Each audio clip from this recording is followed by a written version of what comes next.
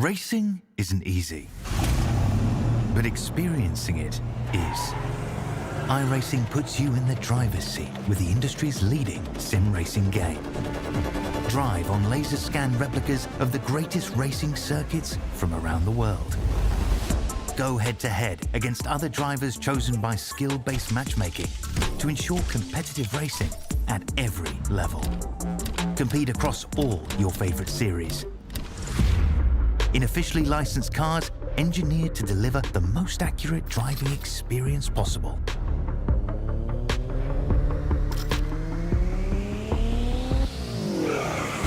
Join a race or host your own with players from across the globe. Race against the computer or in a league with friends. Feel the thrill behind the wheel.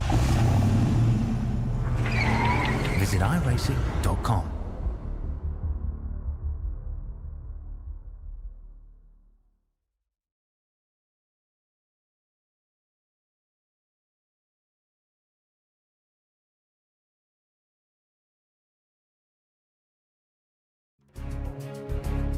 Welcome one, welcome all to SimSpeed TV. It is time once more for the Aussie Online Gaming Porsche Cup. We only have a couple of rounds left of this one. It's certainly going to be a fantastic conclusion to this season, and it all begins here at Motorland, Aragon, with a brilliant new addition to iRacing's circuit roster a couple of seasons back. This Spanish venue has certainly shown it's one of the best places for racing. I think we got the best of both worlds here. We got the high-speed final corner and the tricky little section in the middle of the lap for the moto layout. To bring it to you all live on YouTube, Facebook, Kick, and Twitch is myself, Reese Gardner, with Brady Baldwin alongside me in the commentary box. Jay Kennedy behind the scenes pushing all the buttons. Brady, I love Aragon. Certainly one of my favorite lesser-known big motorsport venues, and you have a little bit of racing experience around here in the SuperSpeed Sports Car Series. It's certainly a brilliant track. 100% is racing. I've done a little bit of MX5 racing here too, so two polar opposite cars, but it is a fantastic circuit, and you touched on it perfectly just before that fast-flowing turn number 16 at the end of the lap. It's going to be very, very interesting in these Porsche Cup cars, and then a very technical infield section as well, pretty much from turn 4 through to turn 12, and the sweeping Marc Marquez corner at turn 10 certainly can catch you out a little bit. If you're a little bit offline, it can hurt your lap time quite a bit. Yeah, certainly. You've got to be careful of off-tracks. This track, of course, being a very modern venue, has very flat curbs, but there's also a few anti-cut curbs around here that can massively unsettle the car. And you also need to take care of some of the more curved braking zones here, potentially into turns 4 and 5, coming into turn 7, and then Sacacorchos, the 8 and 9 section, which is inspired by the corkscrew at Laguna Seca. Certainly a place where the driving characteristics of these Porsches will be shown in full force. Got to be careful not to have the rear end swing around like a pendulum. Regardless, should be some good overtaking opportunities around here, around these 16 corners. Got to be careful of the final turn as well. We're in qualifying at the moment, and there's plenty to come still. First off, we'll see how things go so far here with the AM class. Alan Dawson currently on top of the championship standings there, and I tell you what, it's going to be pretty close between him and Adam Jepson, who's had a bit of a team change to Bluebell Racing. Yeah, it's pretty much been between Alan Dawson and Adam Jepson all season long. Stefan Lawrence, he's had some really good races as well, but just not quite as consistent as those top two guys. And obviously Jack Anderson in 4th and Greg Patrick ran out the top 5, and only 5 cars here for the AM class tonight, but they're pretty tight on time so far, and Alan Dawson was the quickest of them drivers in AM class qualifying at 153.2. So as we see on screen, actually it was 7/10, excuse me, to Greg Patrick, then Adam Jemison 9/10 back, and unfortunately Jack Anderson had a few off tracks in his first few laps, can only get 1 time in at the end. As we go on board race, the number 062 of Alan Dawson, so this was his pole lap earlier on in M-Class qualifying as he comes around the final corner at turn 16. It's like a double apex last corner race. Very, very technical, and go try and get on the power as soon as you can to maximise your top speed on the front straight. Absolutely. Braking hard into the first turn. Careful of the bump there on the inside. Looks like a little dome. That is the anti-cut curve that I was talking about. One of them at least. Flat out through turn 2. Potentially through turn 3 as well. Maybe a slight lift of the throttle if you're not feeling too confident. And then flat out through here. Brake just past the apex into the second left-hander. Bringing your way around to the back section of the circuit. Flat out on the exit 2.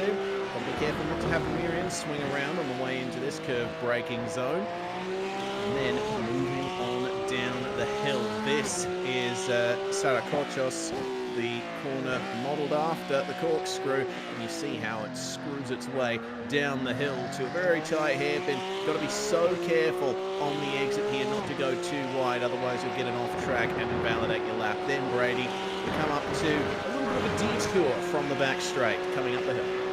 Yeah, coming to turn 12 now, another heavy braking zone of potential passing opportunity if you're brave enough. Another big curb to the left, and then through 13, another right-hander, then a short little run into 14, another sharp right-hand corner, and then you directly back into 15, another sharp 90-degree left-hand corner, and now you're down the back straight. You're on the power using all the power from the flat 6 engine, and then Porsche 992 Cup car. And it's an extremely long run to turn number 16. Remember, this is the moto layout. The Grand Prix layout goes even further, as you can see ahead.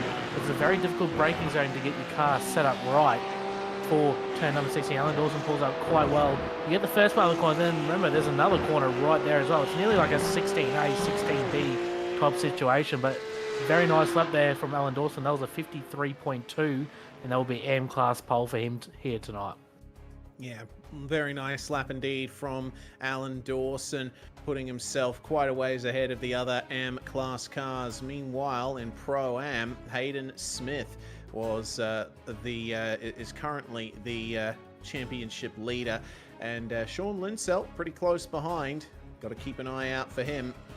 Chris Ireland, another 50 points or so behind. So things are a little bit more spread out in the Pro-Am class championship standings wise, but still there's a lot of potential for those to be jostled about, especially considering Chris Ireland has qualified ahead of Hayden Smith there, second and third, but pole position went to Jake O'Reilly in the 222, 1 minute 52.48, and he is currently the top of every car that has been out there on track at the moment. Let's see how the pole lap went for him.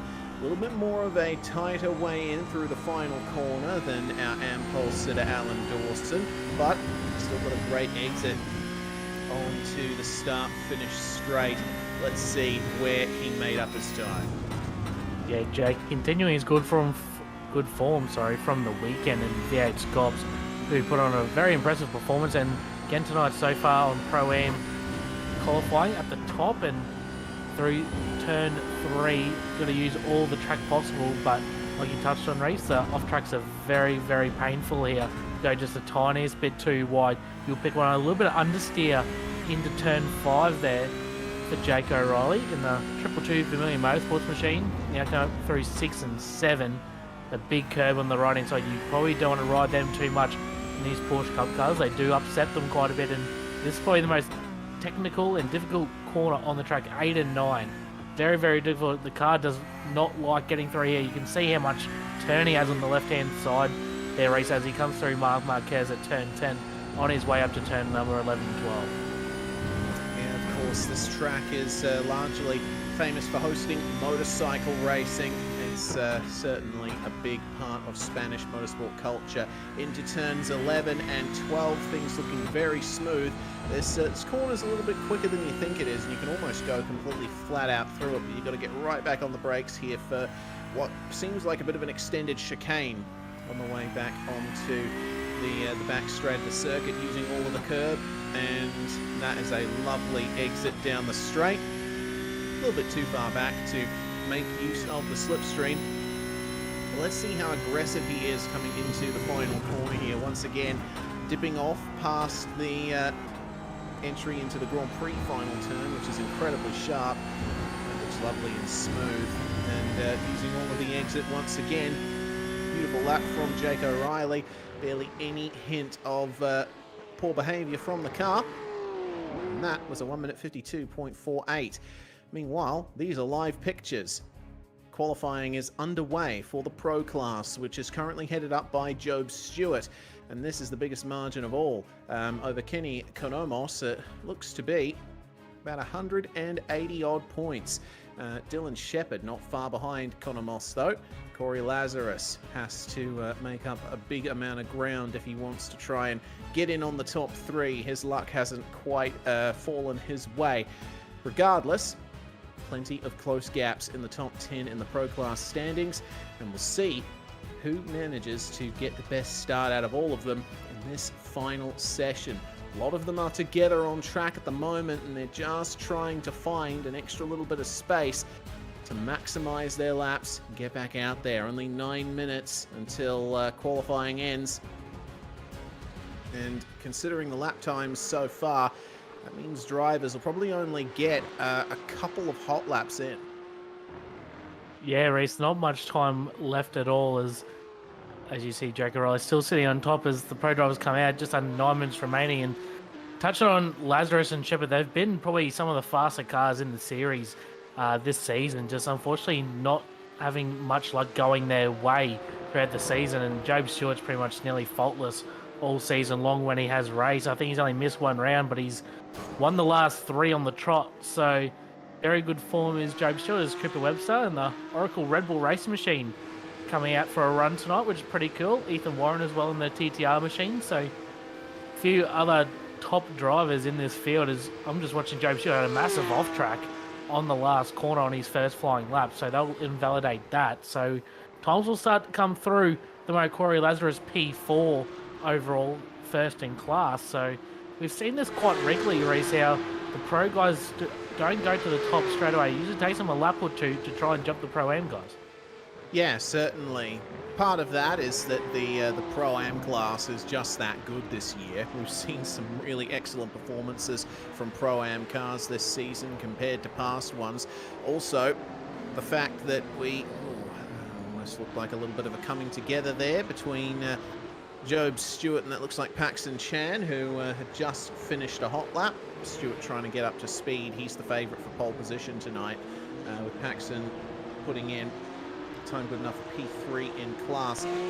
The other big part of it is, of course, the tyres and how long they take to really get into that optimum temperature range to get the best pace out of these things. Corey Lazarus currently P1, and no surprise to see it looks like he is going for a second hot lap in a row.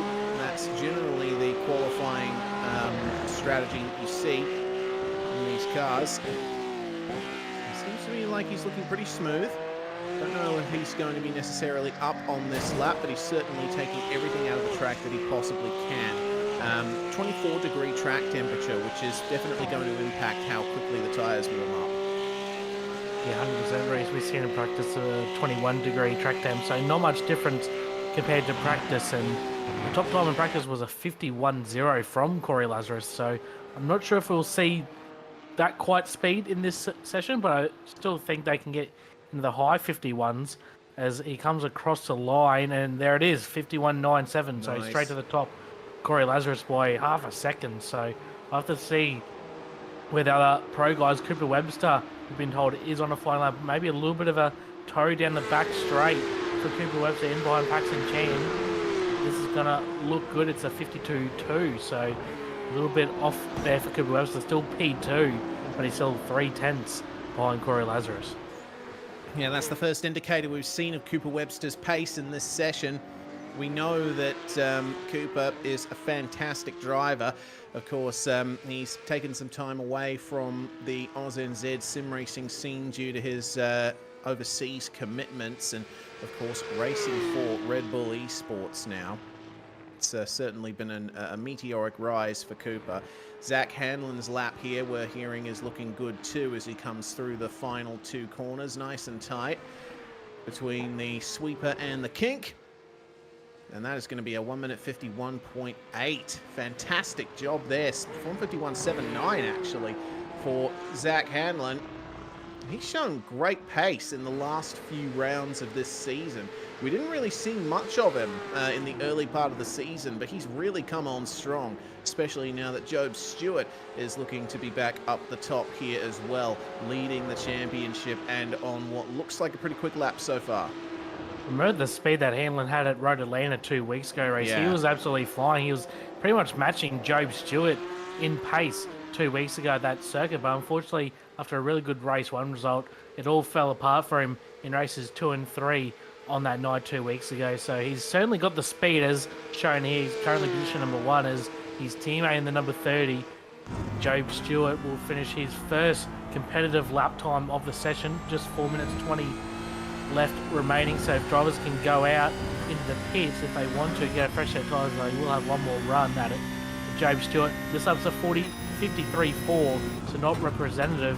I'm sure that was just a warm-up lap for him, so watch out for the end of this lap for Job Stewart. Matthew Boylett now goes to position number 3 on a 52.1, so it's pretty tight up the top race, only 4.5 tenths separating the top 4, but it's still Zach Hanlon up the top.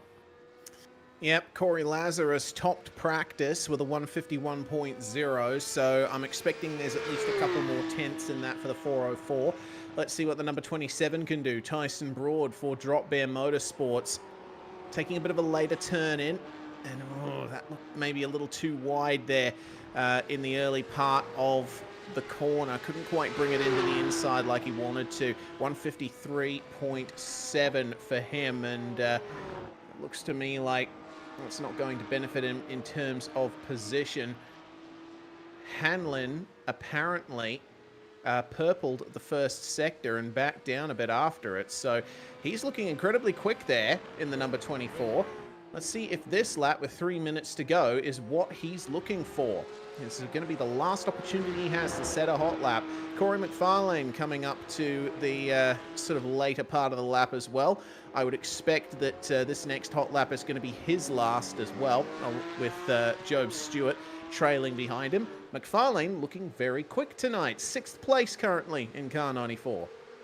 Yeah, Corey's probably one of the faster drivers in this series. In this type of car too, I've seen him put in some great performances. Just like other guys, just haven't had the luck and consistency throughout the series where he would want it.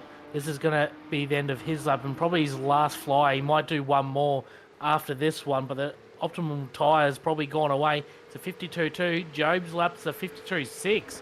So Job, a bit off the pace here tonight so far, only P12 overall.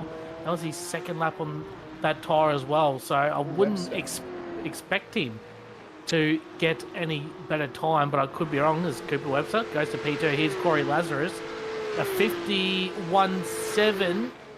It's actually a 52.8, so just off pole for Corey Lazarus. Only 300 separating the top 2, and only 800s separating the top 3 race. Very, very close times, considering it's nearly a 2-minute lap around here.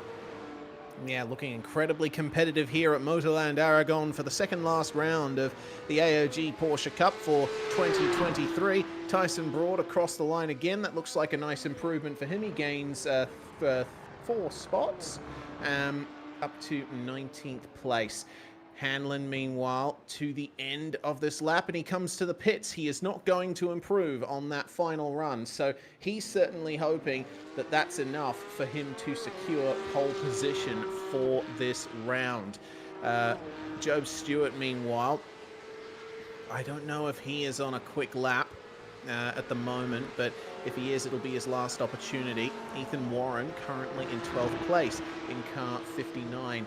There's been some excellent improvements from the Pro Class drivers in the latter part of this session. We are under a minute to go, so anyone who's halfway around the lap now will likely be able to finish it.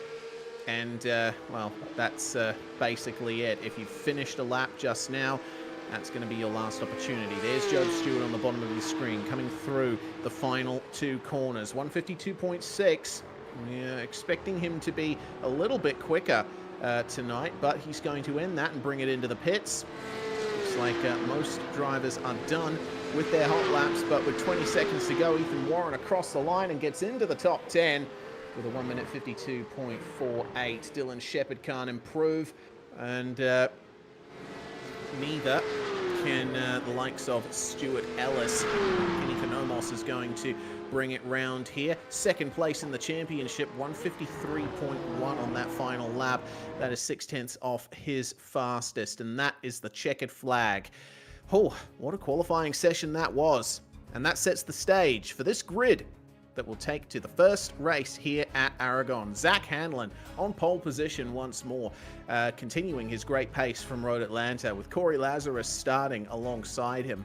Cooper Webster puts the Red Bull eSports car into third place alongside Ben Faulkner for Vermilion Motorsports.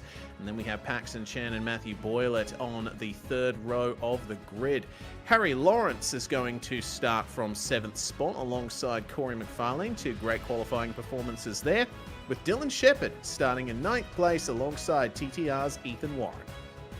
Pro-Am pole sitter Jacob O'Reilly will start in position number 11. Beside him will be Stuart Ellis. Christopher Island and Kenny Konomos will share row number 7. I didn't think I'd be saying this tonight, but Job Stewart starting 15th in the field here tonight. He'll be alongside championship leader in the Pro-Am category, Hayden Smith. Samuel Sproul and Andrew Dyson will share row number 9, 2 pro cars there. Then Tyson Broad and M-Class pole sitter Alan Dawson will share row number 10. Stephen Tongan in the 001, the AM champion from last season, alongside Ben Johnson for Drop Bear Motorsport. Martin Lofthouse starts alongside Greg Patrick, rounding out the top 24. And then we have Jackson Pringle and Adam Jepson starting alongside each other in the 2 Bluebell racing cars, formerly part of Virtual Motorsport Mentor Esports. Orlando Black and Jack Mickelson will start alongside each other on the 14th row of the grid. Then we have Stefan Lawrence and Jack Anderson rounding out the top 30. 2 more cars, Jordan Ferguson and Evolution Racing Team's Sebastian Flock. I'll be interested to see whether number 1 Flock takes to the grid, and number 2 if he'll be able to work his way forward. Unfortunately, we're just hearing that Flock is not going to be racing tonight. That's a shame. So the field is going to be ended by Jordan Ferguson. 31 cars taking to the start here at Motorland Aragon. And, well, it is a standing start in this series. This is how the night is going to go. 2 15-lap races. Race 2 has a reverse top 10. And if I'm not mistaken, it's going to be an out-and-out sprint. We're not going to be seeing, likely, any pit stops in this race. But it's going to be a lot of fuel used with the amount of flat-out running that we're going to see around this lap. We'll have to keep our eyes out on what the run is like into turn 1. It's a bit of a heavy braking zone, but not a huge long run to turn 1. It's not like its fellow Spanish track Barcelona. The drivers won't have much space in those opening turns. I'm expecting that we're going to be seeing quite a few cars take to the runoff at the start of the race. Either that or someone locks up and spins, and we might see a pile up somewhere around this lap. Let's hope that that doesn't happen, though. Timer hits 0, and we get ready for the start of round 6 of the AOG Porsche Cup here from Motorland Aragon. Revs rise, and the green flag flies. Away we go. Good initial getaway from Zach Hanlon, as well as from Matthew Boylett, who briefly goes 3 wide with Faulkner and Chan coming into turn 1. It's 3 wide still at the apex, but they sort themselves out. Hanlon leads from Lazarus, from Webster, from Boylett. And through the rest of the field, it looks like everyone's made their way through the opening turns without too much drama, but Adam Jepson and Jackson Pringle, unfortunately, both spinning at the first turn, and they are way off the rest of the field. Down to the slower part of the lap, and oh no, there goes Ethan Warren, spun around at turn 5. That's a real shame for him. Unfortunately, I don't know how many opportunities he's going to have to work his way forward from there. But drivers are still fighting over positions as Greg Patrick goes for a spin as well in the number 77. Well, a little bit of drama here on the first lap. They do get a brief moment to rest through turns 9 and 10 up the front of the field. Hanlon's still leading. But, oh, we have more trouble there. Looks like Jordan Ferguson getting into the tyre bundles. He's stuck in there. All right. That's iRacing for you, Reese. Apparently we've discovered that those tyre bundles don't have collision on. That will be something to submit to iRacing's QA team. Regardless, looks like a good start for everyone in the top 10, or most of them anyway, with Ethan Warren still down in 26th place. Now, unfortunately, I just had a look back. It was contact between Christopher Island and Ethan Warren, so might try and pick up a replay of that shortly if we can. It was a bit of a fouled move, I think, from the 623 of Island. Might be in a little bit of trouble by the stewards later on in this race. Just watching back in the field, Job Stewart get a pass on Jacob O'Reilly, full position, and up further ahead, we're on ball there with Ben Faulkner. He's chasing Matthew Boylett. That's just outside the top 5. Was that one of the Vermilion cars into the pits race? It was Jacob O'Reilly, actually. Okay, apparently it's a black flag jump start for Jake O'Reilly. That's a real shame for him. It is a real shame. And Alan Dawson wide at turn number 1 as well. Just a big brake lock there. Oh, careful on the re-entry. Jeez. Martin Lofthouse getting a nasty surprise there. Yeah, that was very close on the re-entry there, Reese. Unlucky for Dawson, but the re-entry could have made it a whole lot worse. But they're still going. No damage, so they're going to continue on. And back at the front, Zach Hanlon still got the lead. Only just under half a second to Corey Lazarus in the 404 machine. Cooper Webster right on their tail as well. Remember, Cooper Webster is in the Porsche Esports Super Cup as well, representing Australia, and also Jordan Caruso, who was the champion last year, I believe. So cool to see a few Australians representing us on the world stage. And Cooper Webster, I'm probably sure he hasn't probably done many laps around here like everyone else as we go. This is the Jake O'Reilly start, I believe, Reese. We'll see. So how much of a jump start was this? Oh, he was creeping. He was creeping forward. He got it slowed down, but still, that's just too far ahead. And iRacing picked him up and slapped him with a drive-through penalty in the pit lane. That is a huge shame there for O'Reilly. A 22.7 second pit lane transit time. And we're not going to get a view on what... Oh, there we go. That's what happened to the Bluebell Racing cars. That's unfortunate for Jepson and Pringle. We'll keep an eye on the number 77, though. No, we won't. As we go back to live pictures here, Stuart Ellis currently in 11th place, chasing down Job Stewart. As Zach Hanlon has gotten a slowdown penalty through the final corner. Cooper Webster is going to try for the lead around the outside of turn 1. Corey Lazarus is going to have to find his way around too. A little bit of oversteer on the outside of the corner, and Hanlon's going to try and protect this one. He's going very hard through the turn, trying to protect the inside line for the left-handers coming up. That has compressed everybody, and it's the crossover from Corey Lazarus. He gets the move done, but on the exit, he is still vulnerable. Zach Hanlon gets it done again. This is giving a huge chance to Matthew Boylett, who's continuing to run forward here. But, the run comes to an end. And that has caught up Lazarus and Chan as well. Oh, that's terrible. I mean, I was talking about Matthew Boylett's fantastic start. Unfortunately, all of that hard work has come to nothing. Yeah, there's a bit of an awkward contact there between... So this is actually Zach Hanlon. Cuts the last corner. Oh, and that's what the off-track was for. So there's minuscule gaps in between what a slowdown is and what an off-track would be. Paxton Chan runs a little bit wide, and a bit of an awkward contact as we've just seen before between Boylett. Another slowdown for Paxton Chan. So there's so much going on, race to try and keep up with. There's one of the drop wear cars runs wide as well. Was that McFarlane in the background, or was it Tyson Broad? It was Ben Johnson, actually, the 727, the Pro-Am category. So there's heaps to try and catch up on, race. There was that contact between Hanlon and Boylett to try and unpiece as well. I think there was just a bit of an awkward contact between both of them. Unfortunately, it sent them both down the order of the field. And the car that you saw spinning in the background just a few moments ago was Jack Nicholson in car 26. He's fallen down to 29th place.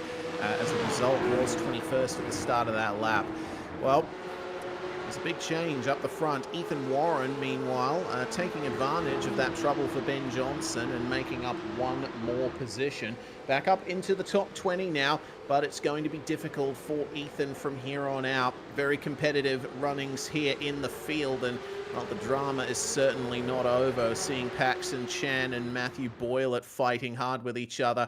Here is, once again, all of that palaver that went down from Corey Lazarus trying to take advantage, and well, Boylett thought he could see a move there, but Hanlon was committed to the corner, and that has resulted in 3 cars falling down the order. Paxton Chan is back down in 14th, Boylett down to 13th. Here's Dylan Shepherd, meanwhile, 4th place right now in the pro class, and he is facing off against a massive run here from Corey McFarlane. He's got Harry Lawrence as well, right behind him too. This is some fantastic racing, but it looks like McFarlane has the run here on Lawrence, and the braking zone is there.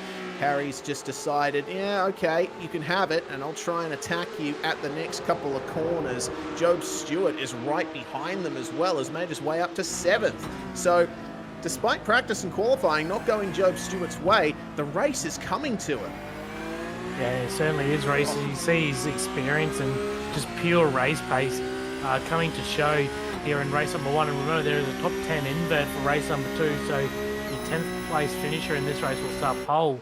In race number 2, as Stewart will look down the inside of Lawrence. He won't fight him too hard, and looks like Stuart Ellison might try and follow him through as well, poke the nose under.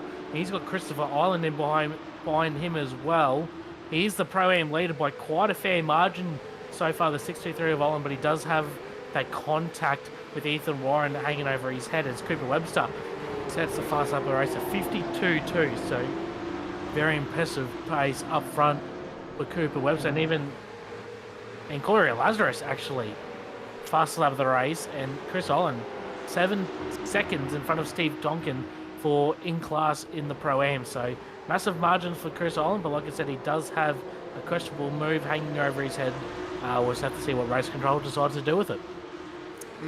Saw position losses for Paxton Chan and Stephen Tonkin. Looks like Chan lost it on the way into turn 1, and Tonkin also ran deep in sympathy. Here's the issue for Chan. He just went too deep, and that's the back of Matthew Boylett he ran into, lost the rear end, and through comes Steve Tonkin. They both re-enter the racetrack as drivers make their way around them on the outside of turn 2. So all of that has meant that that's another 2 spots for Ethan Warren, who's now back up to 16th place. Remember, Ethan started in the overall top 10. There's still plenty to think about for him. He'll be working his way up and trying to get back to that 10th position, and that will give him the inverted pole position for race 2.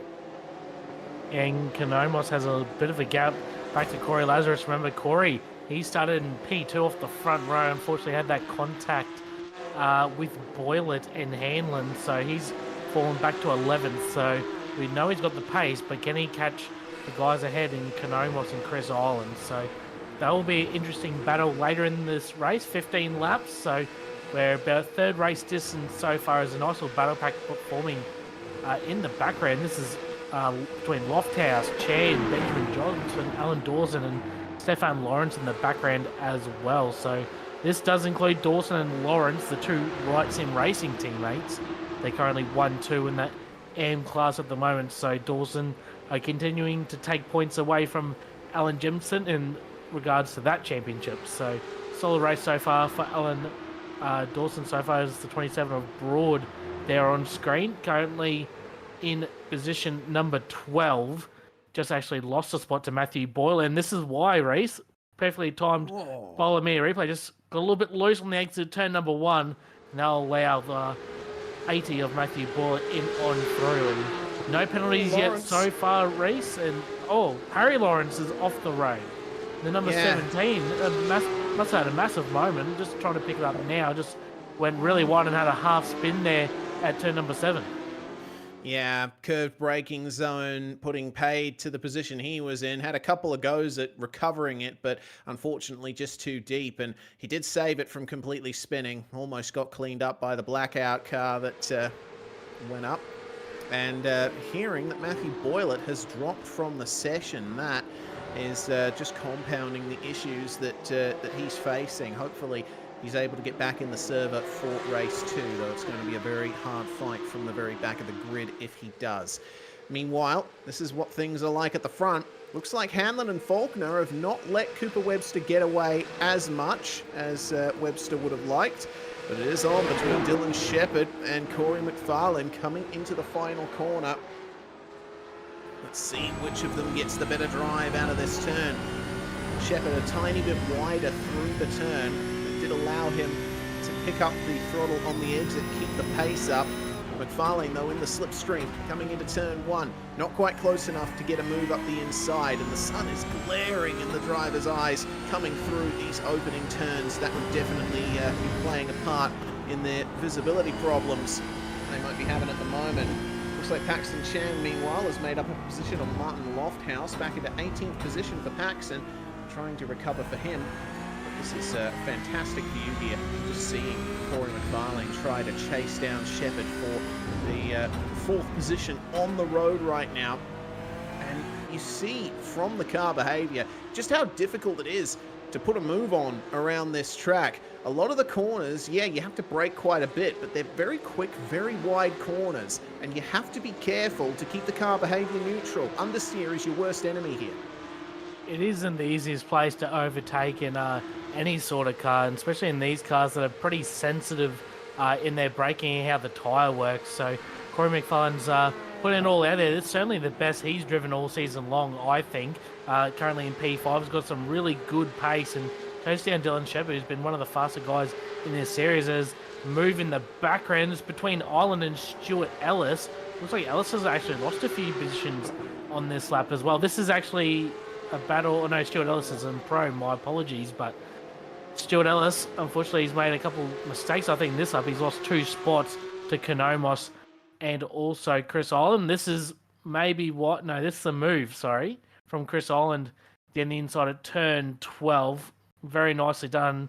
And Ellis trying to fight back on the outside. Couldn't get it done, and now has Corey Lazarus on his rear bumper, who has moved up to 10th, more importantly. So any spot from here for Corey Lazarus will be good, because he needs all the points he can get, and he'll also be starting more up the front in race number 2 as Cooper Webster puts down another fastest lap of the race out in front of 52.0, but he's not really pulling away as much as what I would have thought from Zach Hanlon. And Ben Faulkner is probably my driver of the day so far, into position number 3, so fantastic job for him.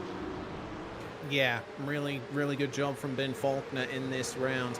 Meanwhile, we check in on Ethan Warren, who has continued his meteoric rise back up through the field after his lap 1 issues. He's gotten his way up into 12th, and he has to keep an eye out for Harry Lawrence up ahead, just behind him. Have a look at this fighting here. This is the 404 of Corey Lazarus. Actually, this is just ahead of Warren. This is the battle for 8th. Stuart Ellis trying to hold off Lazarus coming into turns 8 and 9. And it's all about the exit here. You want to try and get the car straight as soon as possible. You don't want to be turning too much on the exit, because the track just keeps going to the left coming through turn 10. Lazarus not quite close enough to Ellis for an out-braking opportunity here. And he's doing a big send from that far back. You only really see it a slow corner as the number 87 is around. That's Martin Lofthouse. And that is at the very same corner we just saw those cars go through. I get the feeling if it wasn't contact, probably the pendulum effect that we see so much in these Porsches. Let's see then on the replay. He just spun up the rears, and the curb offering no extra grip to him. Yeah, I think if you get on the power a little bit too early coming out of turn 10 there, you can very easily get the car sideways just like Martin did. It's very deceiving corner. If you just look at the track map, it looks pretty easy. But obviously, with so much elevation change there through 89 then into 10 as well, the car has never settled. So, puts a little area there for Lofthouse. We'll send him back down as in the background. Corey Lazarus gets the move done on Stuart Ellis for P number 9 as Ben Faulkner still right on the rear bumper of Zach Hanlon. He's actually faster that last time by, so he's going to be pressuring for P number 2 here as well. So fantastic drive so far from Ben Faulkner. Certainly his best of the season. He's going down the inside at turn number 7. He'll get the move done on Zach Hanlon. So brilliant move as the 90 call out to McFarlane. Oh no, Corey McFarlane, he was running in 5th. What on earth happened to him? He's got big damage to the front of the car now. Found himself all the way in the weeds at looks like turn 4, turn 5.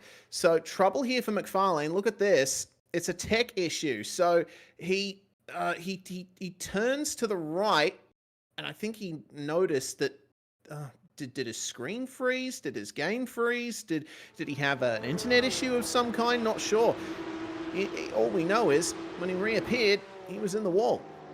He's back going again now, Ray, so it might have been maybe a screen issue potentially if the screen froze up and he just turned right to get out of the way to not cause contact with the car in front. As Dyson put a big move on there at turn number 12. That's in the background, so that was for 13th position, Andrew Dyson. So moving on through the field, in behind him is Tyson Broad, Samuel Sproul, Hayden Smith, and we do have something coming in through from race control, we've been told, Race. So 10-second time penalty for Chris Island for that contact with Ethan Warren lap 1. I was suspecting that something was coming for that, and Chris Island currently is 11 seconds ahead of Hayden Smith. So Hayden Smith will probably be wary of that. If I was Hayden Smith, especially with Island close in the points, I'd want to probably put my foot down and try and close that gap if you can, because that'll be all important in the championship coming into the last round in 2 weeks' time. Absolutely. Paxton Chan, meanwhile, fighting hard with Hayden Smith, and that's going to cost Hayden a little bit of extra time. They have Steve Tonkin with them as well. This is a lovely little 3-car scrap, and it looks to me like Stephen is going to put Hayden down to 16th with the move up the inside. Beautifully done. And so now for Hayden, well, I mean, he's holding it, isn't he? I think he's become aware. He's very desperate to hold on to this position, try and lose as little time to Ireland as possible. The problem for him is Ireland is in his own little world right now. He's following Kenny Konomos pretty closely, but has the benefit of the slipstream and isn't being held up any. So it's going to be difficult here, as Tonkin now having to face off against the drop bear car of, looks like McFarlane, who's trying to make a recovery now. Goodness me, there's been a lot happening in this race, and we've still got 6 laps to go. Yeah, there's a lot going on so far, Reese. In this race, we're only on lap number 10, so 6 laps to go, and it feels like a really short race considering it's a minute 50 lap time. It actually feels like the race has gone by quite quickly. So very high tempo to this race so far, and some fantastic action throughout the field. I think Aragon is providing some pretty good racing and a fair amount of passing opportunities as well for these drivers, as we're following now Tyson Broad, Samuel Sproul and Andrew Dyson. So this is the battle for 12th, 13th and 14th on the road, and these guys certainly coming up through the field. Dyson started 18th and Broad 19th and Sproul 17th. So they're all moving their way through the field in this race, and they're trying to chase down Ethan Warren, who's on the road to recovery in P number 11, but unfortunately for him, to try and get that invert for race 2, he's a few seconds behind Corey Lazarus. Man, a lot to work out coming through to the end of this race. Only 5 laps to go now, and Tyson Broad is working his way further on from Sam Sproul. This is an interesting little battle going on here. Once again, you see the attribute of going a bit wide on the entry to the corner. That gives you an opportunity to go up the inside into the next one, but Broad goes a little bit harder in and does not allow the room for Sam Sproul to move through onto the inside. No further action for the contact between Zach Hanlon and the number 80 of Matthew Boylett on lap 1. Lap 3, my apologies. That was the incident where we saw Boylett try to go up the inside of Hanlon. I think race control deeming that no further action, because Hamlin was not necessarily harmed by Boylett's dive. Yeah, I think the right call was definitely made there by race control. Certainly not the easiest job in the world to make these decisions, and I think they made the right one there. As we're watching currently Stuart Ellis, 8th on the road, 7th in class. Of course, Chris Island is up ahead. He's in Pro-Am, so nice little battle pack happening. And Corey Lazarus hasn't really made up too much ground than what I thought. I thought he'd be right on the back of Lawrence and Stuart Ellis up ahead, but he hasn't made as much as what I thought. And Ethan Warren's actually closing right in. Last lap for Warren, a 52.6. Dylan Shepard's off the road. Yeah, I saw Job Stewart was ahead of Dylan Shepard, but I didn't realize that Dylan was all the way off the circuit. It looks like he might have done that on his own. I'm not too sure. Shepard now defending from the 6.23 of Chris Ireland. Here's Job Stewart making his way past Shepard, or trying to at the first turn, and oh dear, it gets a little bit more dramatic from here. Shepard, with a bit of understeer on the way out, tries to get to the outside, but Job Stewart is still there. Yeah, I think that's going to be an awkward one to review there between Shepard and Stewart. It sort of seems to me that Shepard was trying to just run Stewart a little bit wide there on the exit of turn number 2, and unfortunately Job was just there and he wasn't going to lift off, and unfortunately contact was made. This is on board with Job in the Ultras machine, so you can see Shepard runs wide and Job's there, so I think that's just going to be fair bump play on, I think, Reese. Yeah, I don't see what Stewart could have done aside from slamming on the brakes there. Obviously, he felt he still had a right to be there. He would have been thinking that Shepard would take a little bit of a tighter line on the way out, and they would have been able to sort themselves out from there. All right, then. That ultimately promotes Job Stewart to 4th, and apparently already been called an unsafe re-entry from Dylan Shepard under review by race control. So we'll see if there's a penalty for him from that, but we'll wait for race control's decision, obviously. Ethan Warren, meanwhile, he is on the verge of getting back into the top 10, and actually he is in 10th at the moment, trying to chase down... No, this is the overall top 10. He is in 10th place in Pro Class, and now he's 9th in Pro Class, top 10 overall. That means that he's in the box seat for pole position in race 2. And this is going to be a very important position for remaining 3 laps in this race, because both these drivers are very, very fast, and I think they're going to be very tough to beat off the pole position. So I know Lazarus won't go down without a fight. He's got about 2.5 laps remaining to try and re-overtake the 59 of Ethan Warren, but that's no easy feat, and Warren will have his eyes forward to try and catch Harry Lawrence and Stuart Ellis for a little bit of reinsurance in the final remaining laps in this race. Oh dear. Well, Corey Lazarus is going to try and keep up with Ethan Warren as best he can, because there's a battle going on between Lawrence and Ellis a bit further up. Replay on board Chris Ireland. Look for the rejoin from Dylan Shepard there up ahead. Gets back onto the circuit and, immediately... That's a difficult one. Ireland did get on the brakes. It's a flat-out corner. I think it's a bit difficult to pick, isn't it? Oh, we'll forget about that for a second. Goodness me, look at this fight. It's McFarlane, Johnson, Smith, Tonkin, and Dawson all fighting over the same bit of racetrack. This is unbelievable battling. This is on the fringes of the top 20 as well, Reese. So all these guys are fighting their way through the field.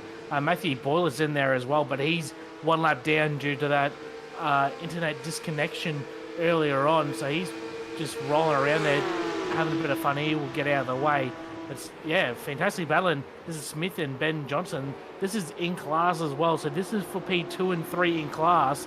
And Steve Tonkin riding his tail as well. So Hayden Smith, he's definitely not going to be within 10 seconds of Chris Allen. That's about 14, 15 seconds at the moment. So there's no hope for him to jump Chris any points in this race. But Hayden Smith struggling just a little bit. We've seen him on pace all season long, and it's probably the first time he's actually struggled a little bit all season long, Reese. Yeah, it has been a difficult one for Hayden Smith, and Aragon is a difficult track to get right at the best of times. It's a bit similar to Circuit of the Americas in that sense. It's very difficult to be quick here. Alan Dawson, meanwhile, seeing him for him on the replay, bit of a lock up for the car ahead, and I think he just reacted to that on the way into the corner. That's a big spin there for Alan. That's a real shame. That's in one of the quickest corners of the lap as well, so that would have lost him a ton of time. Stuart Ellis was the car that went for a little bit of a wiggle there, running just slightly wide. So No, actually, I don't think it was Ellis. My apologies. It was Matthew Boylett. Getting my car numbers confused there. Stuart Ellis battling here with Lawrence, Warren, and Lazarus. And I was mentioning this before we went to the replay of Dylan Shepherd's rejoin. This fight here between Ellis and Lawrence has really brought the battle between Warren and Lazarus into it. And I tell you what, if there's a problem in the last couple of laps for either of those leading two cars, then there's potential for Lazarus to be the man who sits on pole position here in race 2. Problem, meanwhile, for Kenny Konomos. He has come into the pits. Is that a black flag? No, it's not. Not that I can see, Ray. So he's coming to the pits. He's going to go to his pit stall. Has he taken? Hasn't gone on the Jack's race. I'm going to keep an eye on him. He's come in and he's driven off. So unless he's taken fuel, maybe it's the only thing I can think of. Maybe he didn't start with enough fuel. He hasn't used his fast repair. Every driver gets one fast repair in this championship. So yeah, I think he might have just not put the fuel in. Corey Lazarus sending a little apology in the text chat to Harry Lawrence for that little bump there in turn 1. And we're hearing on that potential dangerous rejoin from Dylan Shepherd. No further action from race control. Yeah, I think that's probably the right call there, Reese, to be honest. I don't think there was too much impeding from Dylan Shepherd in that rejoin. And probably a good thing we haven't talked about Cooper Webster because he's been out of the action all night long, which is definitely a good thing.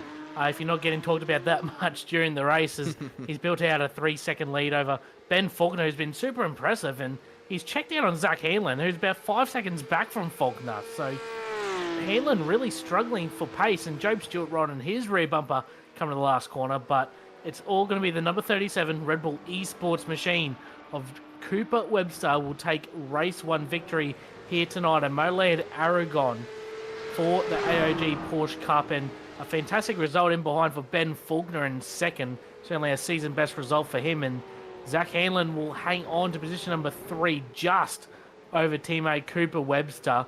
In the background, Shepherd will finish 5th. Island 6th, but he will have a 10-second time penalty added on post-race. Ethan Warren got to 7th after all that. So fantastic recovery from him. Corey Lazarus finished 10th. Lawrence was 9th and Ellis 8th. And there's Hayden Smith in the background. Yep, spinning out of the final corner. Ben Johnson will get second in Pro-Am as a result of that. Oh, and it's continuing here. Martin Lofthouse coming together with the other Riot Sim Racing car, Stefan Lawrence. That is the AM lead lost there for Stefan. He's gone down to 3rd, Stefan, I should say. And he's got a black flag, I think, for the incident limit. Maybe a few too many incidents there, and the 4X from that contact has unfortunately put him over the incident limit. All right, Stefan Lawrence up the inside goes the other car, and oh, goodness me. Well, bit of a tap in the very fast final corner puts paid to that. So I suppose that's another thing race control are going to have to look out for. All right, let's go through the results very quickly here before we step aside in the break between races 1 and 2. Corey Lazarus taking the overall victory, and in the Pro Class 2, no, my apologies, I'm looking at the wrong thing. Cooper Webster was the winner there from Ben Faulkner, Hanlon, Stewart, and Shepherd. Chris Ireland taking the Pro-Am class victory, with Warren, Ellis, Lawrence, and Lazarus rounding out the top 10 overall. Go through our class results quickly. Webster, of course, Faulkner and Hanlon, your top 3. Andrew Dyson getting into the top 10 in the Pro class. And unfortunately not great for Matthew Boylett, who lost a lap after dropping from the session. Same for Paxton Chan and Kenny Konomos for very different reasons. Konomos were thinking not putting enough fuel in the car. Pro-Am goes to Chris Ireland and 21 seconds ahead of Ben Johnson. So despite the 10-second time penalty that he got from race control, he will still remain the winner of the class. And Hayden unfortunately, with those last lap issues, does not finish second in class. Tonkin and O'Reilly rounding out the top 5 there. And finally, in the AM class, the smallest class of all, there was a huge change for Stefan Lawrence, who ends up 4th in class, 45 seconds behind Alan Dawson.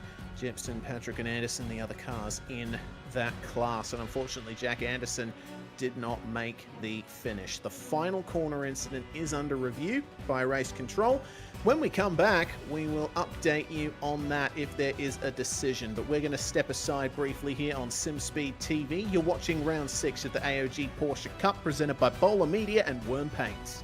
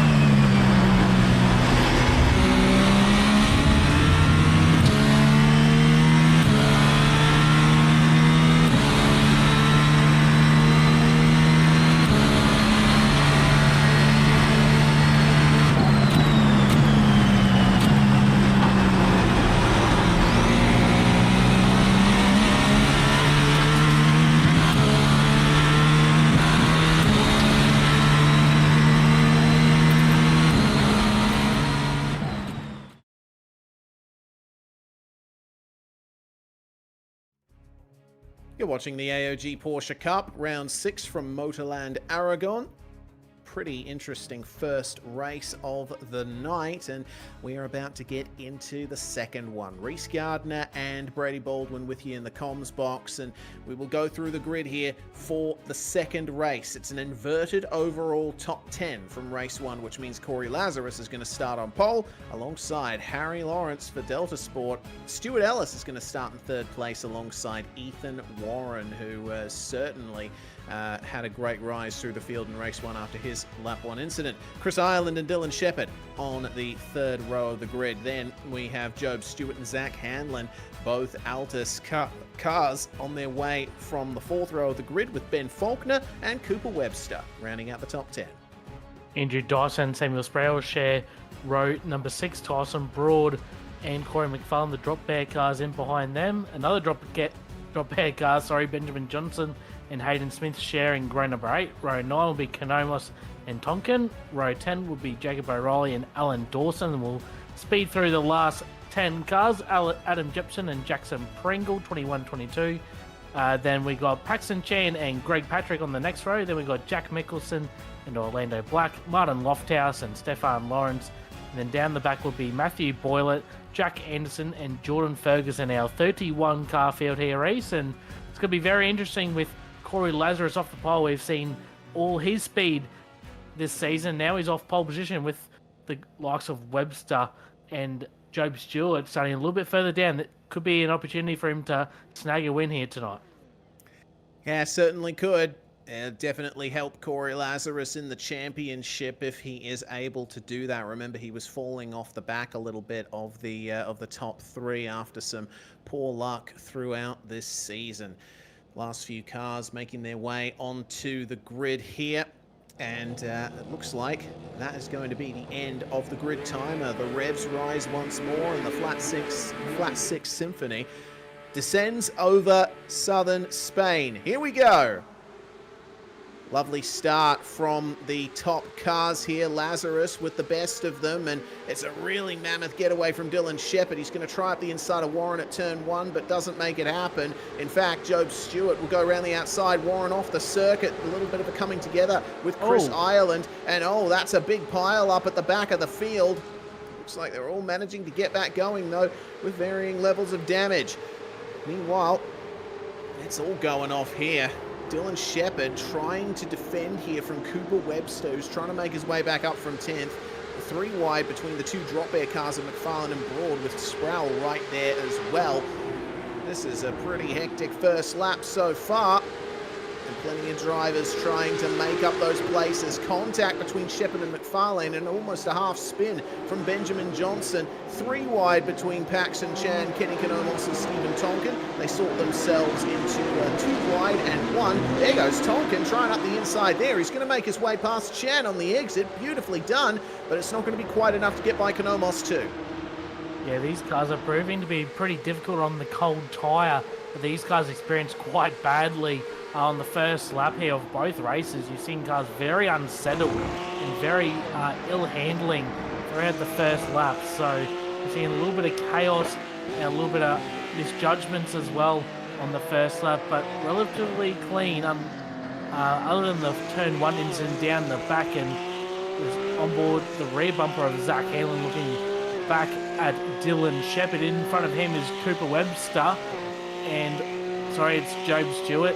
Oh no, sorry. I got it all wrong. It is Cooper Webster and Ben Faulkner battling it in front of Zach Halen. I couldn't even get the names out right, Reese. Yeah, that's how hectic the night's racing has been at the moment. The pressure is on here, though, behind that battle. Faulkner, Webster, and Hanlon. Let's see what Webster can do to get past at turn 1. Back to the racing line for Ben Faulkner, and there goes Cooper Webster, but Faulkner with a quicker line through the turn on the outside will hold on to the position. Beautifully done. Webster has the space to switch back if he needs to, but fast turns through this section, pretty much one line only under regular conditions. Is there going to be a dive from the Porsche Esports Super Cup driver? No, there is not at this stage anyway. He's keeping up his exits beautifully. Replay for Jackson Pringle we're seeing on the way into turn 1. That is very deep. That's the reason why we saw all those cars spun off at turn 1, Brady. Yeah, that was a bit of a misjudgment from Jackson Pringle. Looks like he didn't really brake at all, unfortunately. So, unfortunately, he's probably going to cop a penalty for that, which is probably deserved. Obviously not an intentional mistake there from him, but ran way too deep into turn 1 and made contact with a few cars, and that was the big melee we've seen there on lap number 1 as Cooper Webster looks pretty hurrying to try and get past Ben Faulkner. This was first and second in race number 1. You've seen Faulkner, he had really good pace, pulled away from Hanlon quite considerably in race 1, so it's not going to be easy to overtake for Cooper Webster, as there comes the penalty for Jackson Pringle. His drive-through penalty is a little bit wide there for Faulkner. That allowed Cooper Webster down the inside, and a little bit of connection issues also for Ben Faulkner. Webster's going to cover him off, and now Hanlon is going to make it nearly 3 wide down the back straight, and Hanlon's going to move down the inside there. Ben Faulkner's going to cross him under. What a fantastic move from Ben Faulkner. Let Hanlon drive it in deep, run wide, and got him straight back. So a fantastic move there from Faulkner, but he's going to be under pressure at turn number 1. It certainly is. It wasn't necessarily him running wide, it was him running narrow. He hit the anti-cut dome on the inside of the corner, and that sent him briefly airborne for a second.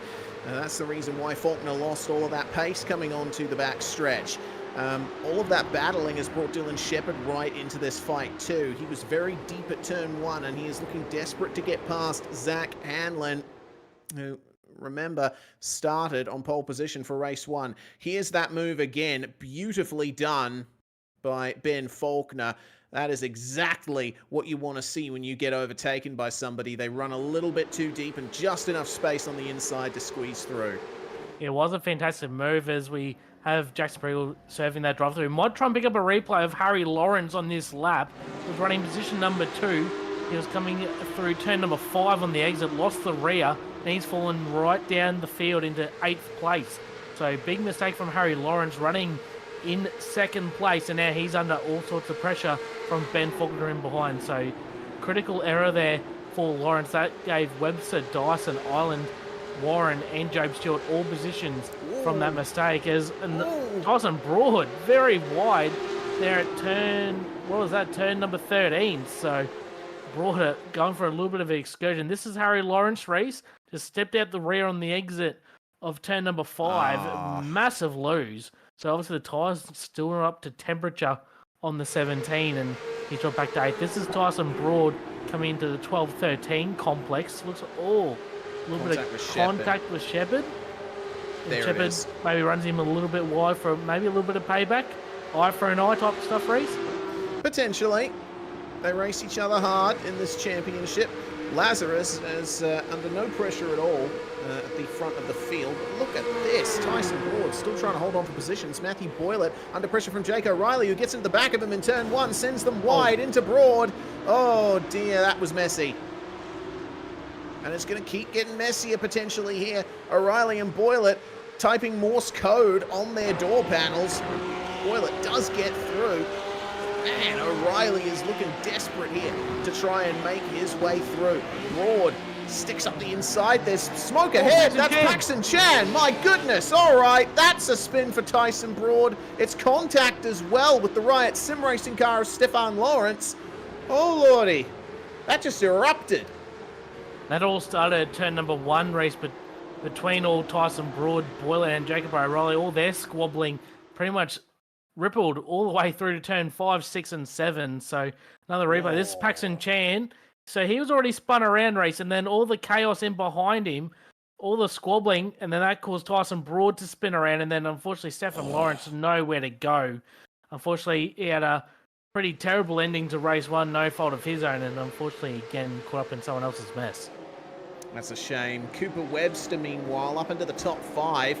Just put a move on Stuart Ellis there in car number 73 in the detour from the back straight that the Grand Prix and Moto layouts do. And tell you what, everyone's still pretty close for second on back. It's been a mammoth drive for Corey Lazarus. He is currently nearly 4 seconds in the lead of this race.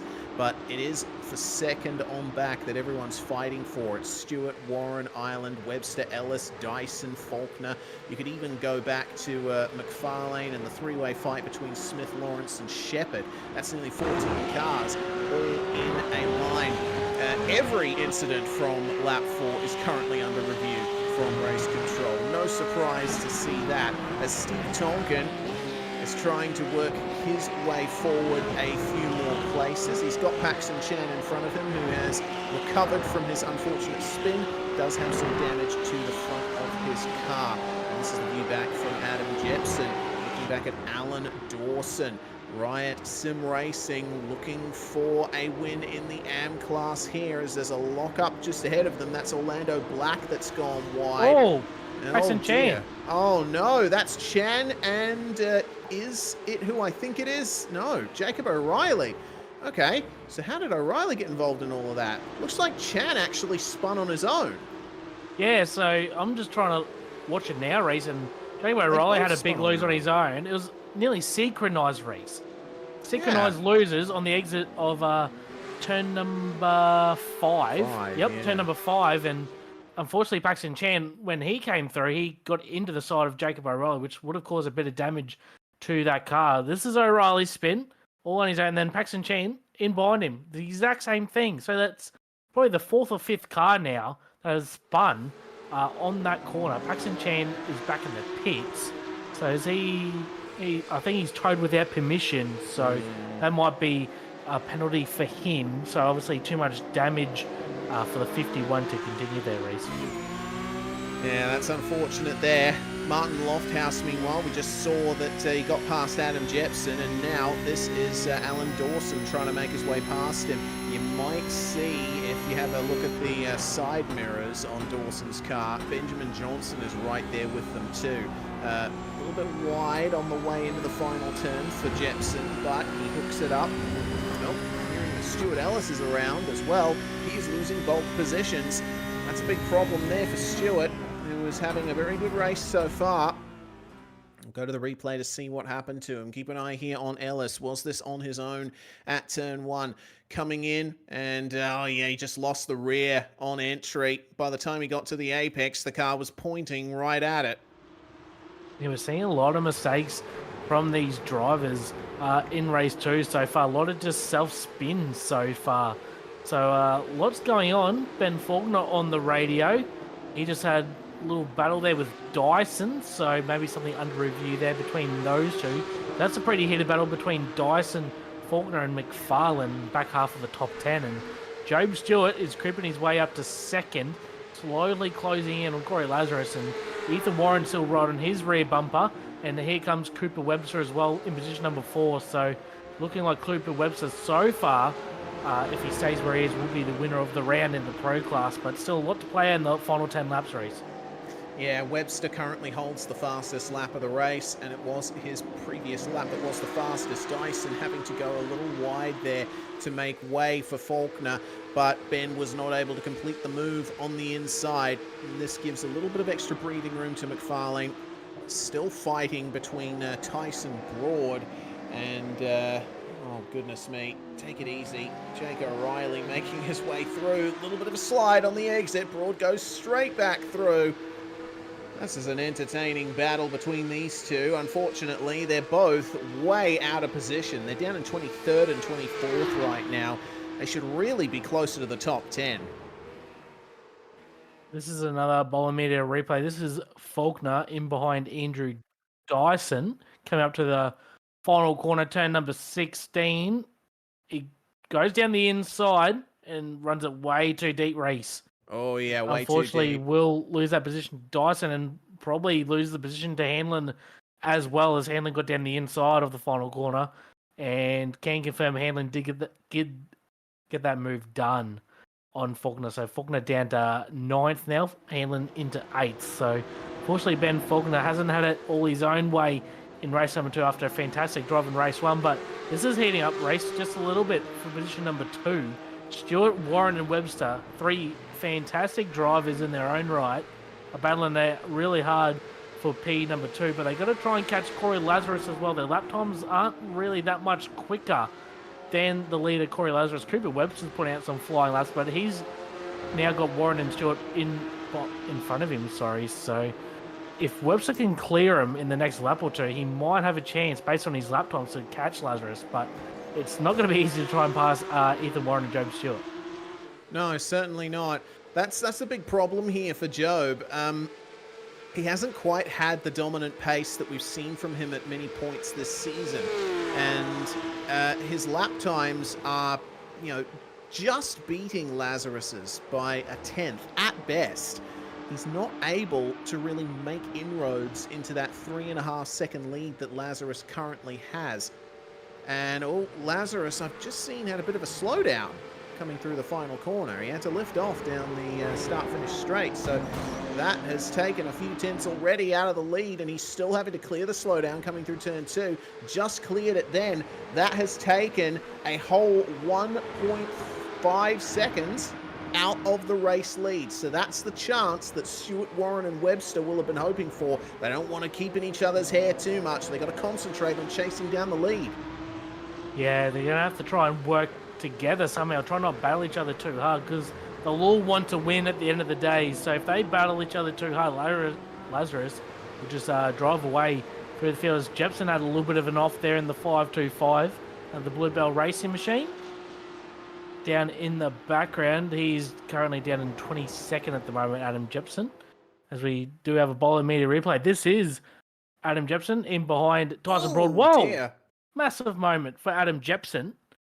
He's going to unfortunately lose a few spots there to Broad in Jacob O'Reilly. So only 2 spots lost there. He's currently 24th, apologies. So Adam Jepson still hanging on for that, staying in contention, for the AM Class Championship, battling with Alan Dawson. So more position loss, unfortunately for him, will be hurting him in the championship as Cooper Webster still right on the back of Ethan Warren. Hasn't been able to make anything of it, but that gap has closed right down, obviously due to the slowdown of Corey Lazarus. So I think it's going to be a pretty tight 4-way battle for the lead in the final few laps of this one, Reese. Yeah, wow. Missed the breaking point by a country mile, didn't he? It's a real shame there for Jepson, but I tell you what, still got a bit of time to work his way back forward. Let's keep our eye here on Cooper Webster. A full onboard lap here as he chases down Ethan Warren for the last spot on the podium. Through turn 1, nice and smooth. Out of turn 2, gently does it. Got to be battling with the oversteer all the way through these corners. Just hit the sausage curve on the inside without unsettling the car too much. The opportunity opens here at turn 5. Up the inside goes the Red Bull car, but still there on the exit is Ethan Warren.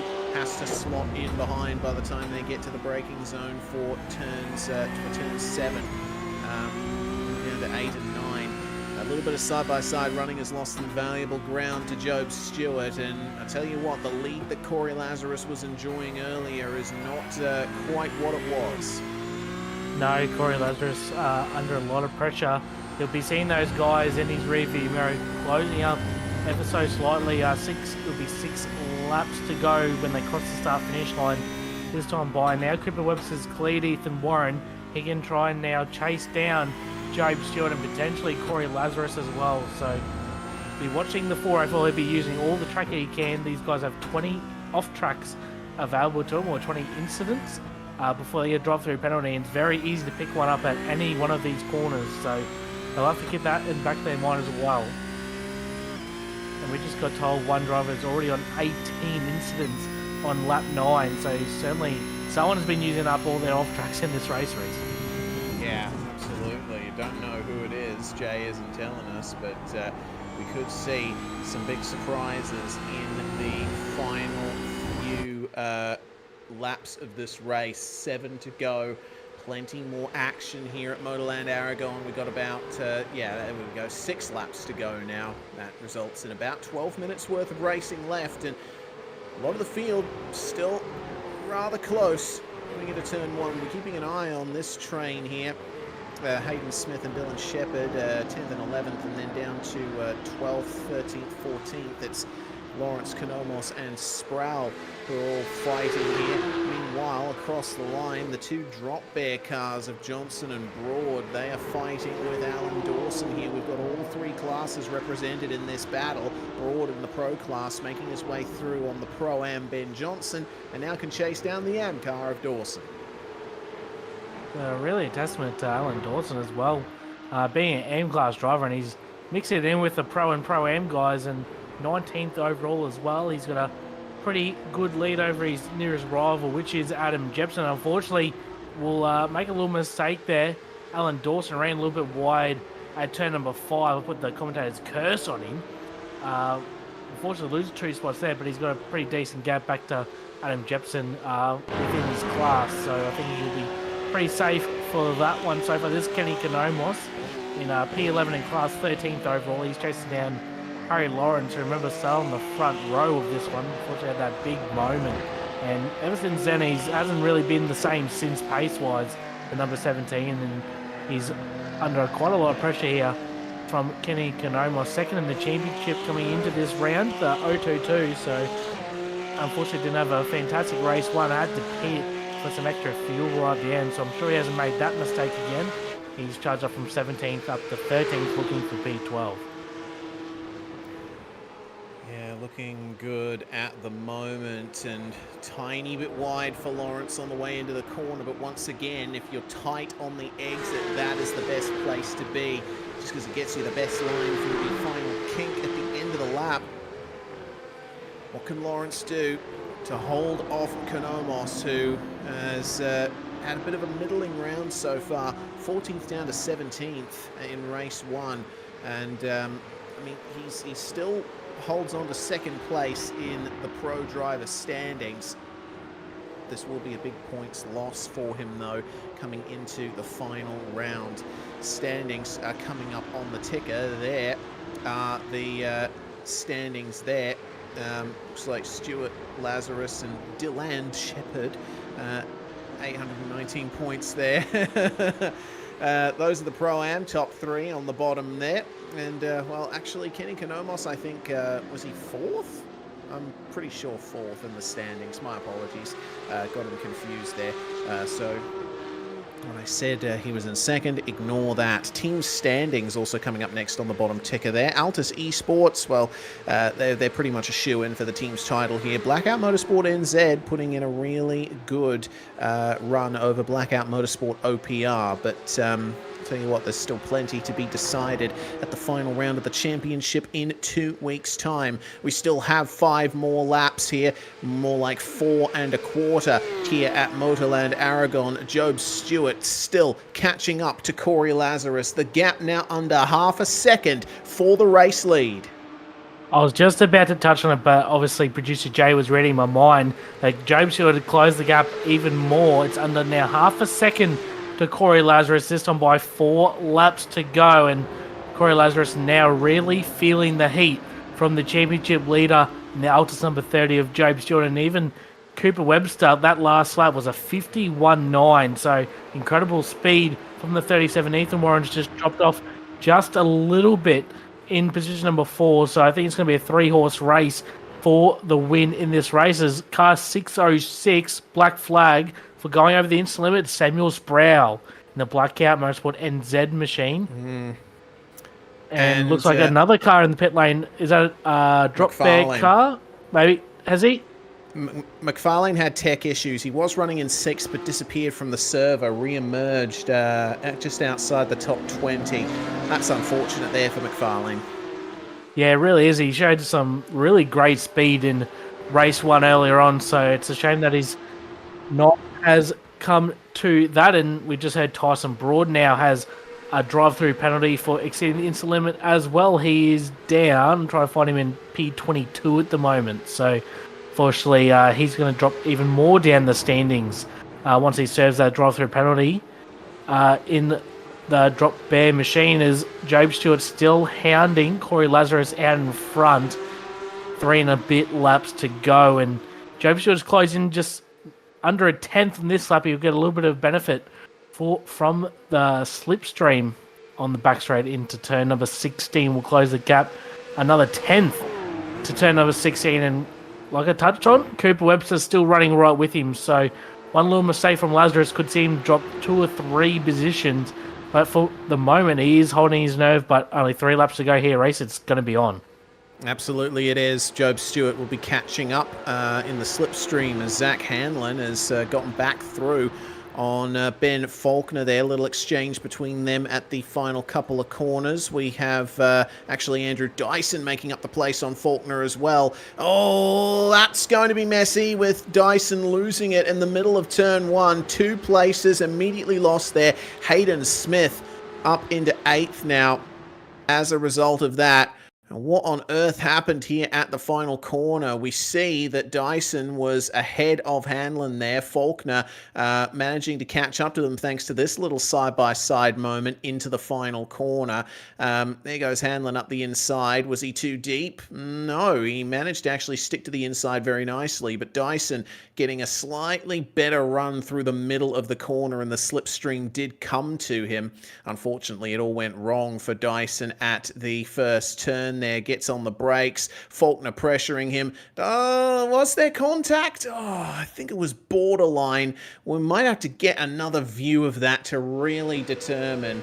But Stefan Lawrence already having a bad race, and it's gone to worse here, losing the rear end coming into the final corner. Yeah, it's an easy thing to do, spin such a high-speed corner of the circuit, and unfortunately lost the rear end. As Harry Lawrence has dropped back a few more spots. He's now in behind Stuart Ellis and Matthew Boyle at the team cars. So he's 14th overall, and just trying to keep an eye out for the battle up front. It's still Lazarus, Stewart, Webster, the top three, but it has closed right up. Only half a second between them. This is another replay of Harry Lawrence in the 17. In behind him is one of the Vermilion cars, and just lost on his own. We've seen that a lot in race number 2, Reese. The track temp's a little bit higher. 26 is Stewart down the inside. Posts his nose in. Doesn't get the move done, but Lazarus runs really wide. Wonder if any of these drivers are close to the incident limit as well in the remaining 2 laps. They'll have to be very careful with it. Lazarus lost a little bit of time on the exit, but Stewart probably lost a little bit more with that failed move. So Cooper Webster will be eyeing off another position as well. Yeah, Cooper Webster is just sitting pretty behind, isn't he? He's waiting for something to go off here. Plenty of experience, plenty of pace spread amongst this top 3 for sure. Really love watching these guys strut their stuff in cars that they're very familiar with and very fast in. Tiny lockup for Corey Lazarus over the dip coming through turn 9. You can use the orange and yellow curbs here, but can't go beyond them like what Lazarus just did. Goodness me.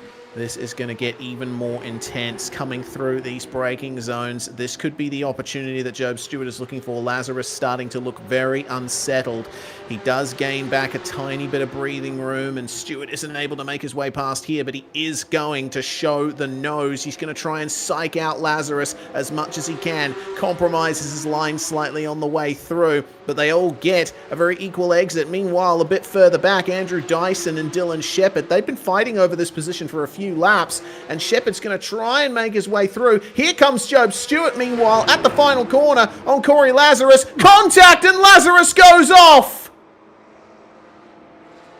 That is dramatic, Reese. I think Lazarus... Oh, did he turn in a little early? Corey Lazarus to block Job Stewart at the final corner, but we have to keep an eye on the battle up front because it's still Cooper Webster and Job Stewart battling for the race win. White flag is our final lap, but it's going to be on between these 2 guys. Remember, Cooper Webster, former Altus Esports driver, so very familiar with the paint scheme in front of him, and these guys will not hold back on this final lap. Cooper Webster, he wants to sweep this race. Stewart wants another win on his name for this season, and these guys will be going out, but it's going to be a lot of talk about that move at the final corner as Lazarus has another moment in the background. Ireland. It's Chris Oland again in the action. Another fouled move from the 623. Oh, Shepherd and Dyson behind them, side by side. Oh my goodness, it's all going off here on the final lap. Contact between Shepherd and Dyson there.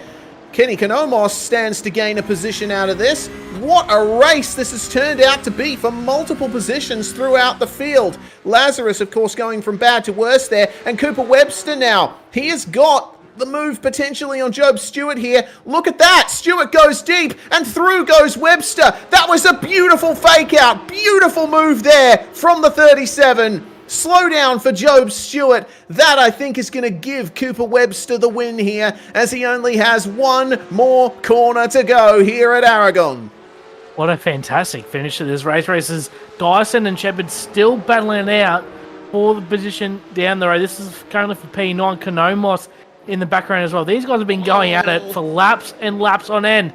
Defensive from Shepherd, a little bit of contact from Dyson. Here comes Konomos. We'll have to try and switch back to that. 3 wide on the back straight. Cooper Webster will cross the line for victory. A clean sweep of the night for him. Hanlon battling with... That's Ben Faulkner. That is for position number 6. Oh, Shepherd up the inside, and Dyson goes for it. Shepherd goes deep as well, trying to fight against Konomos, and that's how they're going to finish. Oh, what a fight that was for what was ultimately 9th position on the road. Alan Dawson, meanwhile, is going to take victory once more here in the AM class. Just behind Martin Lofthouse and Benjamin Johnson. And Job Stewart versus Corey Lazarus. No further action from race control. I don't think Lazarus is going to be too happy with that. Here's what the incident looked like. And yeah, you can definitely see that Lazarus was going for the apex early, but Job Stewart did have a tiny bit of overlap. Yeah, I think that's probably the right call, honestly. I think Job was there enough for Lazarus to not probably turn as early as what he normally would, and how he did end up turning in. So, fortunately, that sort of cost Job Stewart a little bit of time with that contact. This is also Corey Lazarus and Chris Ireland down the inside, and Ireland just... Yeah, that's on Ireland. That looks a little bit clumsy again, pretty similar to the Warren incident in race 1, just putting a car there, and unfortunately, probably another penalty coming for Ireland. This is Dyson and Shepherd and Kenny Konomos. So this was a mega battle for the remaining 5 or 6 laps in this race, and really turned on in the last lap. Race smoke up ahead. That's probably from the Lazarus and Ireland incident. Down the inside goes Shepherd, runs Dyson wide. A little bit naughty from Dylan Shepherd, running him a little bit wide. This coming into turn number 7 now. Shepherd down the inside again on Dyson. Konomos just sitting there back watching all this unfold. Still side by side coming to turn 8 and 9 races. Absolutely fantastic. Yeah, this is a brilliant battle, and you see Kenny Konomos ranging in closer to these two. He knows that they're battling hard. He knows that if they come together, he's going to be the one taking advantage. Let's see how this goes for them coming into the twisties. Slightly better exit for Shepherd coming off the corner, and he goes for it, flings it up the inside of Dyson, who immediately tries the switch back, but not quite there. He is going to keep the outside line, though, coming into the right-left chicane.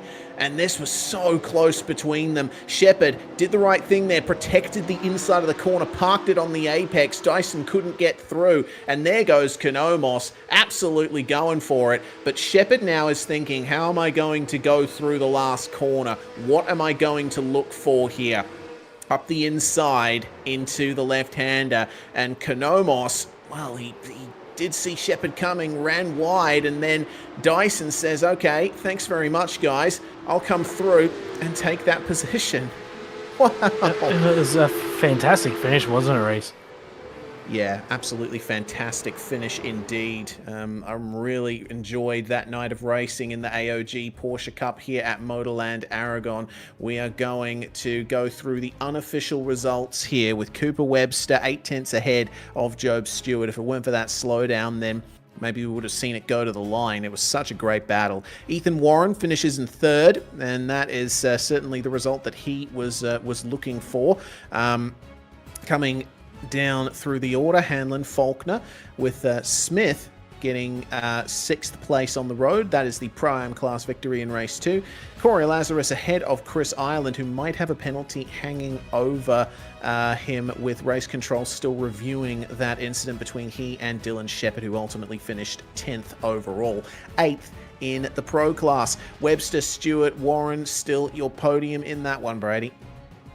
Yeah, fantastic battling all throughout the Pro class tonight. Unfortunately, Broad, McFarlane and Paxton Chan were retirees from race number 2 in the Pro class. Pro-Am category was also fantastic all night long. Hayden Smith taking victory in race number 2 for the Pro-Am. Chris Olin provisionally in P number 2 for race number 2. Steve Tonkin on the Pro-Am podium, followed by Lofthouse and Ben Johnson ran the top 5. Unfortunately, Joko O'Reilly, after taking the class pole, unfortunately had a night to forget, along with Mickelson, Pringle, Ferguson and Orlando Black also had some dramas all throughout the night. And then to the AM class, it was Alan Dawson once again taking the win, 7 seconds in front of Adam Jepson in the AM class. Stefan Lawrence, a little bit better race number 2 there in P3 with Greg Patrick 4th, and unfortunately Jack Henson not making the start for race number 2 race.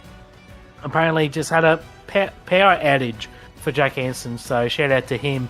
Fortunately, didn't go his way there. But race, it looks like we've got a few drivers in for a chat. I believe you've caught up with Pro and overall winner Cooper Webster. Indeed, Cooper, you just came in and decided to sweep it. But man, it was a tough job there in both races for you to take victory. Yeah, exactly right. No, I came in tonight for a bit of fun. I think, it was Job that said to come and race, and I bought the track, and it was very slow at the beginning, but yeah, did offline practice while the other qualifying was on, and then I was surprised that I qualified third, and then both races were difficult, but no, it was good fun to have some battling.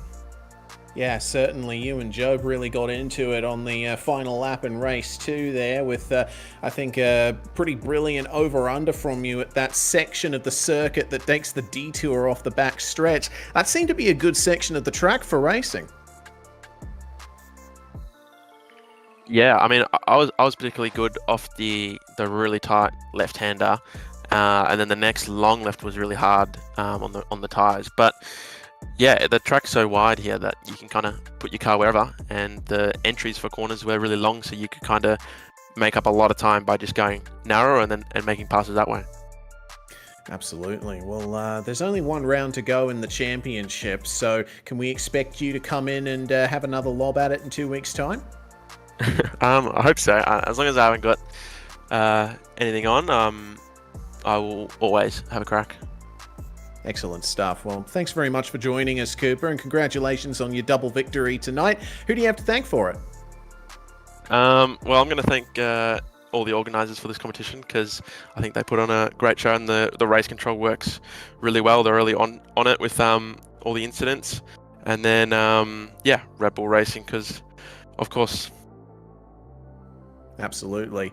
Red Bull's Cooper Webster racing to victory here in his first appearance in the AOG Porsche Cup in some time, with Alan Dawson taking the AM class victory. Brady, looks to me like you've had a chance to catch up with him. Yeah, Alan Dawson, once again, another class victory in the AM category, extending your championship lead. Looks like you're amongst all the battles here tonight. Alan, tell us how your night progressed from your point of view. Well, first race was probably too many silly little mistakes on my end, and then second race, my race was over at turn 1, but somehow the car kept alive and I kept driving it home.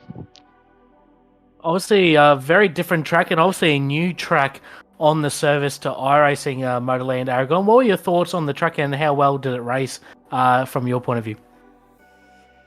To be honest, it's actually a nice, good, flowy track. It's just, the grip's very low, so the old Porsche wants to get sideways on you every now and then. Yeah, we did see quite a few mistakes there in race number 2. A lot of guys losing the rear end, especially in race number 2. Race 1 looked pretty clean on that part, but did you have any troubles yourself with the rear end breaking loose? I think after I got hit in the rear, I was struggling, especially on the last corner. I kept understeering and then oversteering, but I wasn't too sure if it was my damage or driving. Well, we only have one round remaining left in the Porsche AOG Cup at Roval in 2 weeks' time. A completely different track to what we had tonight. What are your thoughts going to that? And obviously with the championship lead, what are you looking forward to in the final round 2 weeks' time? Yeah, but no championship. It's a draft track, so it's just trying to stay with a good pack that's good speed and gives you a lot of room around you. Hopefully bring it home. Well, once again, congratulations on your AM class victory tonight, Alan. Before we let you go, any sponsors and shout-outs you want to give? Just a big shout-out to the Riot Boys, Game and Gear Direct, Holmes, and thanks for having us, guys. Congratulations once again to Alan Dawson, winner of the AM class category here tonight. And Reese, I believe you've caught up with Pro-Am class winner for the night, Hayden Smith. Indeed, Hayden. Well, things certainly weren't entirely smooth in race 1, but definitely a great comeback there in race 2. What was the night like from your perspective? A bit ups and downs, I suppose. It was race 1. I've just been jumping in without doing any laps until quali. So race 1's basically a warm-up, and then race 2 I actually feel comfortable in. So just got called out a couple of times in race 1, which is fine. There was nothing really exciting with it other than just being slow. And then race 2 was obviously a heap better. What do you think of the track and its suitability for these cars? It's Motorland Aragon, a pretty new track to the iRacing service, and we're only just getting a chance to see how it fits into the wider sort of environment of tracks that we usually race on. Tricky. It's probably the easiest thing for this. pretty cool because it makes some interesting racing, I suppose. But it's just loose. I just found being really reserved on it actually kept me tyres by the end, so I didn't just fall off a cliff. But yeah, it's all right. Yeah, I definitely think the same thing there. Well, we come to the final round of the championship, and it looks like a bit of a bull ring going to Charlotte Motor Speedway, the Roval layout. What are you expecting from that round? Probably more of the same, I guess. I was pretty surprised. I wasn't paying attention through this to what happened to Chris Island, but then I thought he had the round win easy. But I guess it makes Charlotte a bit easier given that I got the round win for this one. So hopefully it should just be smooth sailing. Absolutely. Well, thanks very much for joining us once again, Hayden. Is there anyone you'd like to thank before we let you go? Yeah, so the usual for Riot. So Bliss Homes, Mark Hughes, Game Gear Direct, and Kart FX. Thanks very much once again. Hayden Smith, that is the Pro-Am class win for him here at Aragon. And as we mentioned, Brady, next round we go to Charlotte Roval. Oh, this is a twisty one. It's going to be no rest for the drivers. It's a 50-100 two-race format. Expected fuel stop in race 2. It's going to be a fun one. Bit of a street circuit-like track this has turned into. Yeah, the polar opposite to Motorland Aragon that we were racing at tonight. So I think it'll be pretty good racing, especially on the oval part of the circuit. We'll see a lot of slipstreaming, and the chicane on the back straight as well will be very, very interesting. So I expect some really good racing in these cars, and the very tricky infield section as well will provide a lot of challenges for these drivers. So I'm looking forward to it racing. Obviously, the season finale in 2 weeks' time on November 21. So hopefully we can have a good round out to the season. Yeah, I certainly hope so too. 2 weeks' time, that's going to be taking place in November the 21st. Make sure to mark that down into your calendar, starting at the same time here on SimSpeed TV. I'm Reese Gardner, Brady Baldwin with me in the comms box. Big thanks to Bowler Media and WormPaints for their continued support of this series, and to the crew at Aussie Online Gaming for putting the show on in the first place. Thanks very much, everybody, for watching here on SimSpeed TV. We'll see you next time.